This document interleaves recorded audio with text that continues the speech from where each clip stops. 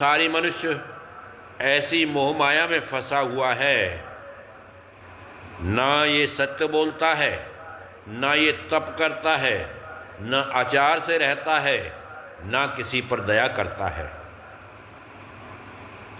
कलयुग में केवल पेट पालने की चिंता में लोग लगे हुए हैं।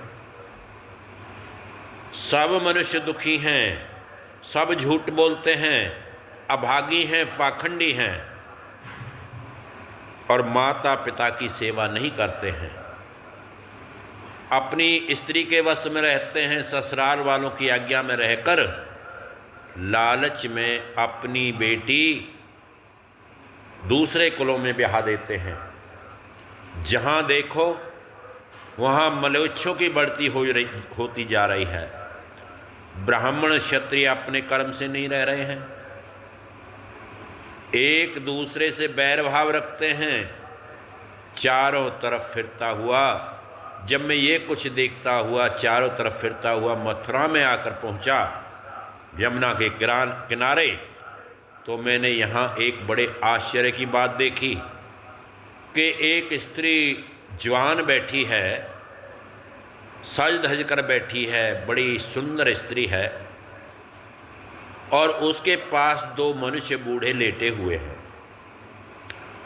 और वो स्त्री चारों तरफ से इस इच्छा से देख रही है कि कोई आए जो मेरी सहायता करे। जैसे उसने मुझे वहां पर देखा, खड़ी होकर बोली, महाराज आप एक क्षण रुककर मेरा दुख सुन लीजिए। मेरे बड़े भाग्य हैं जो आपने मुझे दर्शन दिए हैं। जब मैंने उस स्त्री से पूछा कि तू कौन है, कहां से आई है, और ये जो दो मनुष्य तेरे पास बेहोश पड़े हैं ये कौन हैं, इनका हाल मुझे बतलाओ। तब उस स्त्री ने कहा कि महाराज मैं भगती हूं, और ये जो दोनों बूढ़े मनुष्य बेहोश पड़े हैं ये मेरे बेटे हैं। इनका नाम है ज्ञान और वैराग्य।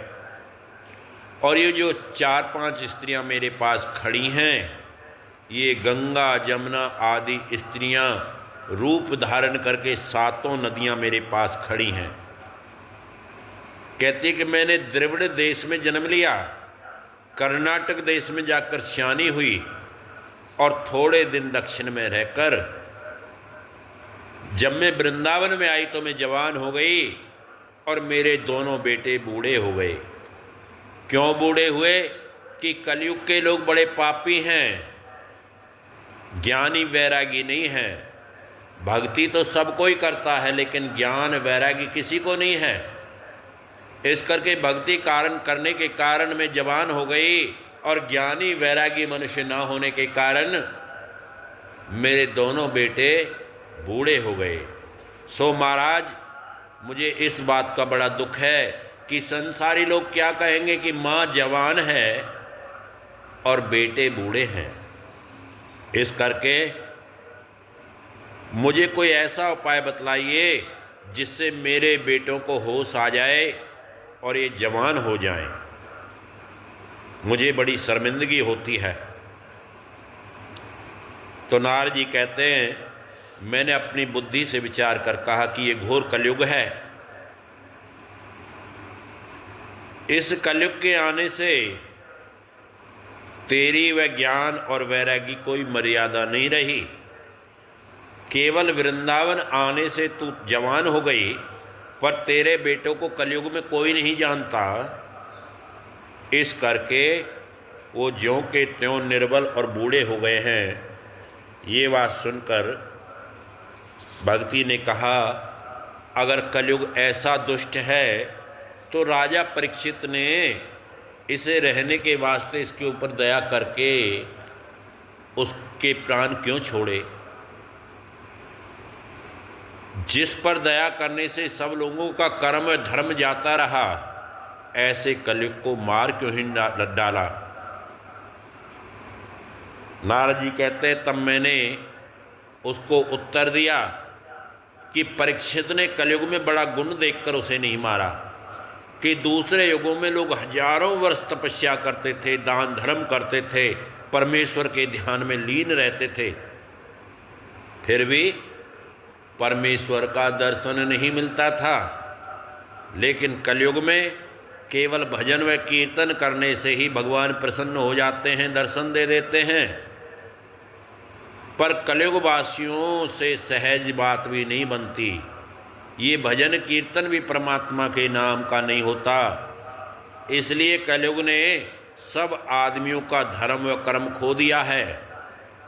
तीर्थ में ब्राह्मण लोग दान देकर प्रायश्चित उसका नहीं करते। सब कोई काम, क्रोध, लोभ व अहंकार में भरे रहते हैं। कलयुग का यही धर्म है। इसमें केवल परमेश्वर का भजन, परमेश्वर का स्मरण सबसे उत्तम समझना चाहिए। ये बात सुनकर भक्ति ने कहा कि तुम धन्य हो, बड़े भाग्य से तुम्हारे दर्शन मुझे मिले हैं। आप सब किसी का दुख छुड़ाने के योग्य हैं, सो कोई उपाय करके ज्ञान व वैराग्य को जवान कीजिए, जिससे मेरा दुख छूट जाए। मैं तुमको बारंबार दंडवत प्रणाम करती हूँ। भक्ति इस तरह से कहकर नारद जी की स्तुति करने लगती हैं।